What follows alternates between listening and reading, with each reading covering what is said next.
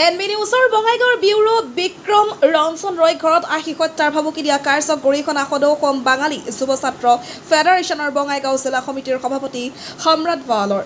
বঙাইগাঁও আৰক্ষীয়ে ঘটনাটো কঠোৰভাৱে লৈ ভাবুকি দিয়া যুৱককেইজনক অনতিপলমে কৰায়ত্ব কৰি বিহিত ব্যৱস্থা গ্ৰহণ কৰিবলৈ আহ্বান জনাই নেতাগৰাকীয়ে সাংবাদিকজনক আজি সন্ধিয়া হত্যাৰ ভাবুকি প্ৰদান কৰিছিল এদল লাচিত সেনাৰ চিনাকি দিয়া গুণ্ডা বাহিনীয়ে। প্ৰায় 15জনীয়া দলে ভাবুকি প্ৰদান কৰিছিল সাংবাদিকজনক। ঘৰৰ পৰিয়ালৰ সন্মুখতে ভাবুকি প্ৰদান কৰে সাংবাদিক বিক্ৰম ৰঞ্জন ৰয়ক।